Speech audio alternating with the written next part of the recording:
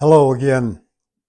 Looking back in history that I have lived, I was born just as World War II was starting.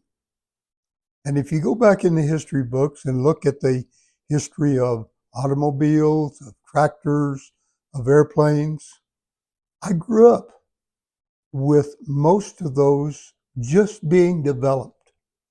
Now, the first cars were on the market around 1910. From 1900 to 1910, if you would have told the people in New York City that there would no longer be horse carriages going down the street, they would have taken you to task and said, certainly they will be. We don't have better transportation. 1910 came along, and shortly thereafter, the horse industry, as far as transportation in the cities, went away. We still have a few policemen that ride horses in various places, but most of them don't use a horse at all anymore. It's kind of a ceremonial thing. However, with the changes that have taken place, I shared with you that in my grandmother's lifetime, she was born in 1900. There was more technological advance before she died in 1998 than in all previous history. Dad passed away approximately 10 years after Munsey did, and those 10 years saw again the doubling of technological advance. Mother died about 10 years after Dad, and we had another vast change in the technology that we have. And so, just in recounting some of those things, see, I grew up when I was small, we didn't have any tractors to go in the field. We drove teams of horses. And you've heard the story of me harrowing the field, and there are several other stories that I can tell of driving teams. As we come forward then in history, and we got the first tractors, the first tractor we bought was a little H Farmall.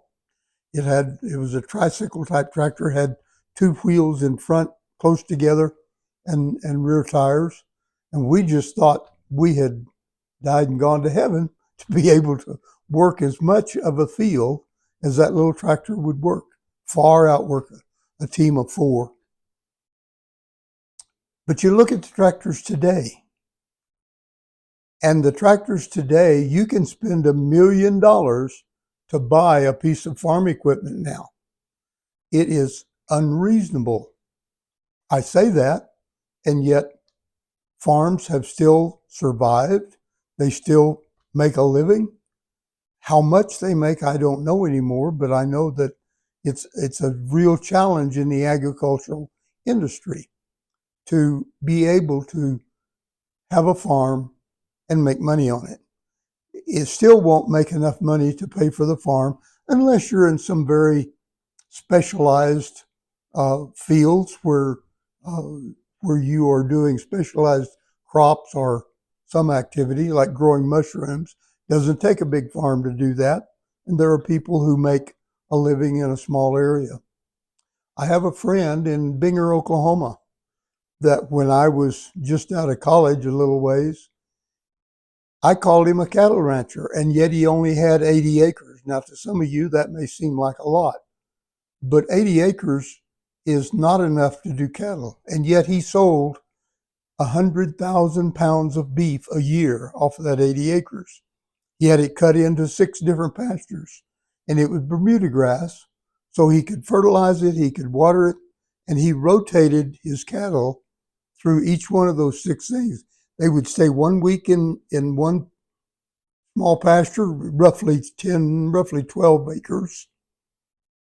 Then he'd move them to the next one, he'd move them to the next one, and then when he had moved the cattle, he went back and watered where they were, or he went in and farmed it, ripped up the Bermuda grass to make it grow better.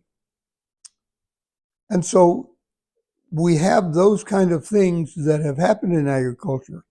But to go out and raise wheat, when I was raising wheat in Stillwater, Oklahoma, just after Camry and I were married, I was getting a bushel almost what they're getting for it today. It's tough being a farmer today. And if you have been watching the news, there was a tragedy happened in Texas with over 1 million acres now having been burnt and is still burning. Lots of cattle, lots of sheep that have died in the Texas Panhandle because of that. I'm sending some of my resources to a place in Texas to help those cattlemen out, because most of them lost homes. Over 2,000 square miles have been burnt and is still burning. So be willing to help others when they have tragedy in their lives, whatever that may be. Have a wonderful afternoon.